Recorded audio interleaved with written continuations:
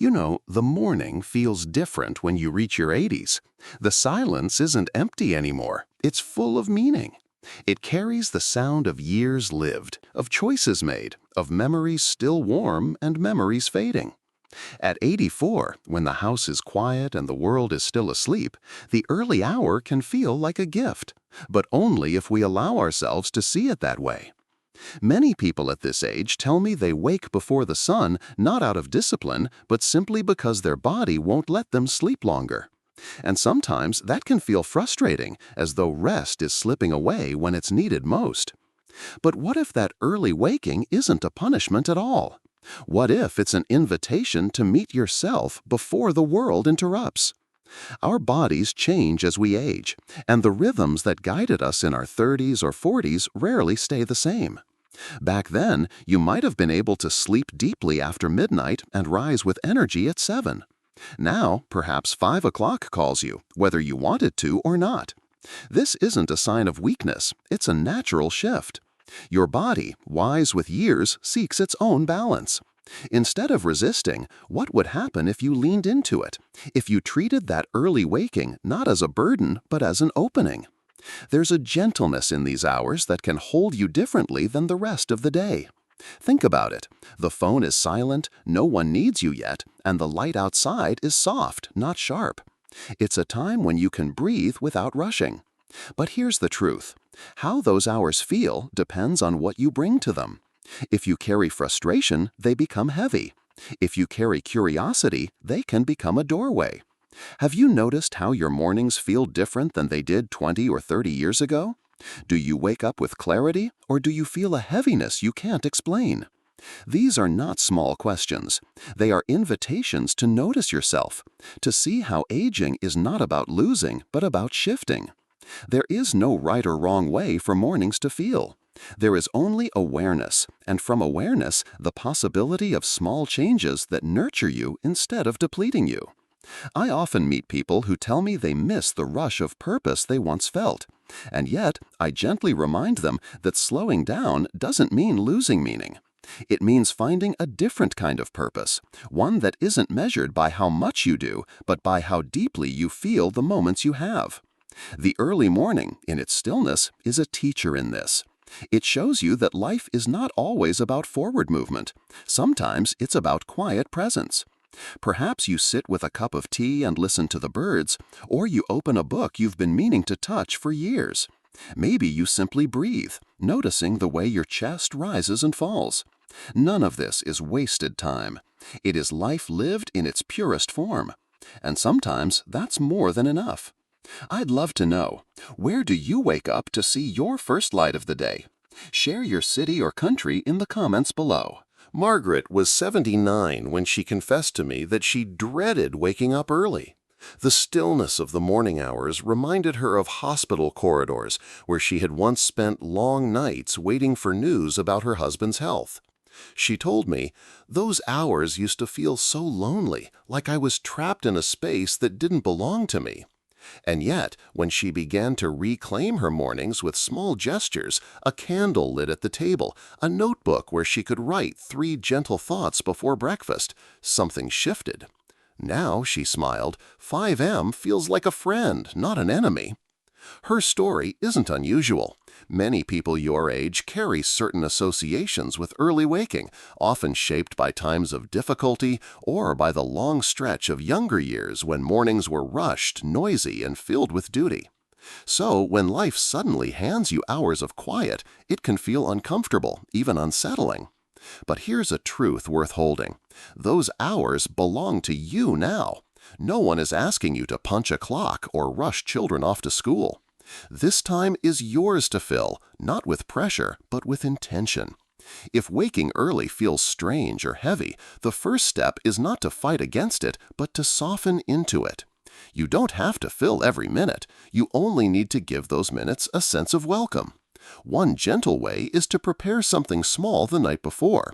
Place your favorite teacup by the kettle, set out a book you love, or leave a folded scarf or cardigan on a chair so it greets you when you rise. These little preparations are not trivial. They tell your mind and body tomorrow morning will hold comfort. Another step is to decide on just one meaningful action that gives shape to your early hour. It could be writing down a single memory from your past, watering a plant, or simply stepping outside to feel the air. The point is not to do more, but to notice more. In time, these moments collect and begin to change how you feel about early rising.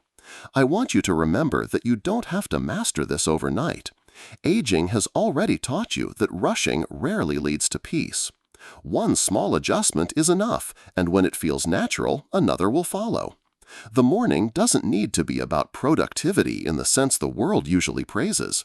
It can be about nourishing your inner life in ways only you understand. If this resonates with you, consider subscribing. Each week, I share more simple, comforting ideas that can help you create a rhythm of days filled with peace and meaning, one step at a time.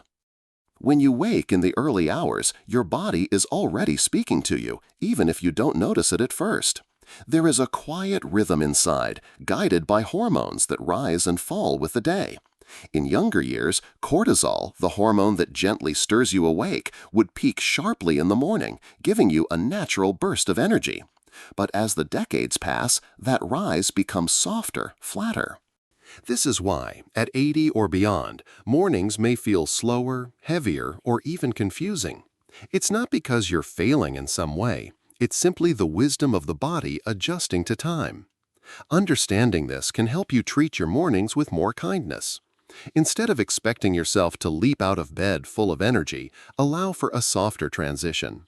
A glass of warm water before coffee can ease digestion and rehydrate your cells without shocking your system. Gentle stretching while still seated on the bed allows blood to flow gradually, reducing the dizziness that so many people your age quietly endure but rarely mention. Even something as simple as rolling your shoulders or lifting your arms slowly can bring a sense of awakening without strain.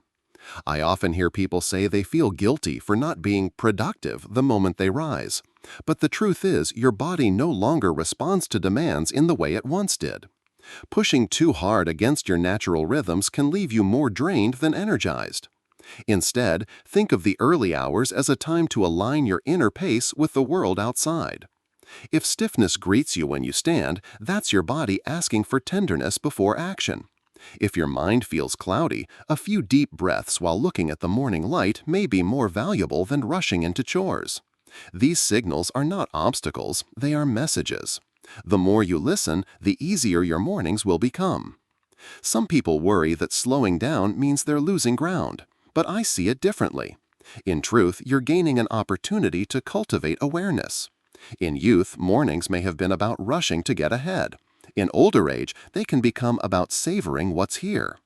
Imagine starting the day not with urgency, but with a quiet ritual that honors the body you now live in, a body that has carried you faithfully through countless seasons. So I ask you gently, when you first wake, do you notice stiffness, dizziness, or perhaps a dry mouth that wasn't there years ago? If so, what would it feel like to see those not as problems, but as reminders to begin the day slowly, with care? You don't need to fix everything at once. Even one small shift, a sip of warm tea before speaking, a moment to breathe before moving, can set the tone for a morning that supports you instead of depleting you. The early hours hold a quiet power, not because they demand action, but because they invite presence. And presence at your age may be the most profound form of energy you can give yourself. One of the most powerful gifts you can offer yourself in the early hours is a gentle ritual, something so simple and steady that it carries you from the quiet of sleep into the rhythm of the day. But here's the truth.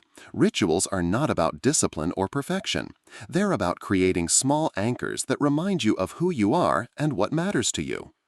At this age, it's not the long lists or ambitious goals that bring peace. It's the little steps that open the heart and steady the body. You might begin the evening before, laying out clothes that feel soft and easy to put on. This may sound small, but when the morning comes, seeing them waiting for you can feel like a quiet hand reaching out to guide you. Light can also be a gentle ally. Opening the curtain or switching on a warm lamp tells your body it's time to awaken without force or rush. And then move, just a little. Not in the way you might have once done at a gym or in a yoga class, but in a way that respects your joints and your breath. Perhaps 2 minutes of stretching or walking slowly across the room. Your body is wise. It knows what feels right. After that, choose one meaningful thing. Not 10, not even 3, just one. For some, it's writing a thought in a journal. For others, it's whispering a prayer, or perhaps reading a passage from a favorite book. This isn't about doing more, but about giving your morning a center, something that feels alive and personal. Before the day rushes in, take one last pause for gratitude. It doesn't have to be grand. It could be as simple as, "I am grateful for the quiet," or "I am grateful for the breath that carried me into this morning." That single thought has the power to color the hours ahead. And if you forget one day, don't see it as failure. Life at 80 or 90 isn't about rigid consistency. It's about returning again and again to what nourishes you. Imagine how different your mornings would feel if each one began not with hurry or confusion, but with a rhythm designed for your well-being. A scarf waiting on the chair, a curtain pulled to welcome light, a few steps to stretch your body, a small act of meaning, and a word of gratitude. These are not chores, they are gifts, and they belong to you. So I ask you gently, which of these little steps feels most possible for you tomorrow? Not all of them, just one. Because it's in choosing one that the morning begins to soften, and in softening, it begins to heal. There is a common belief that waking up at 5 in the morning is a badge of discipline, a way to stay ahead of the world. People imagined long lists of tasks, productivity charts, and hours filled with relentless doing. But at 84, that idea no longer serves you. The truth is, you do not rise early to race anyone. You rise early to meet yourself in the quiet, to reclaim time that is yours alone. This is not about competition, it is about communion. Think of the stillness of dawn as a canvas. In your younger years, it might have been filled with deadlines, obligations, or the rush of family life. Now it is an open space where you can paint something softer, more reflective, and deeply personal. It could be as simple as listening to the kettle boil, noticing how the sound reminds you of mornings decades ago when life was full of movement. It could be looking at the first light and allowing yourself to marvel at the fact that you are here to see another sunrise. The deeper meaning of waking early is not measured in what you produce, but in how you feel. Do you sense more clarity when the world is still asleep? Do you find your thoughts less crowded, your heart more open? These moments are not wasted. They are your inheritance after years of giving so much of yourself to others. And perhaps this is the greatest gift of early rising at this stage of life, the chance to rediscover that your time belongs to you. Many older adults quietly confess that they feel guilty for not filling their mornings with tasks, as though rest or stillness is indulgent. But let me tell you, stillness is not indulgence. It is medicine. It heals in ways that busyness never could. It reminds you that life is not only about doing, but also about being. So release the myth that waking up early must mean doing more. Instead, let it mean living more deeply. Even 1 hour of peace at dawn can nourish your spirit for the entire day. Imagine what your mornings could become if they were not ruled by duty but guided by presence. Would you sit by the window and watch the sky change? Would you write a letter to yourself, or perhaps to someone you miss? Would you simply breathe, noticing that your breath still carries you faithfully into each new day? These are not small things, they are treasures. If you feel inspired, subscribe so we can walk this path together. And tell me in the comments, what is the very first thing you would love to do at 5 in the morning tomorrow?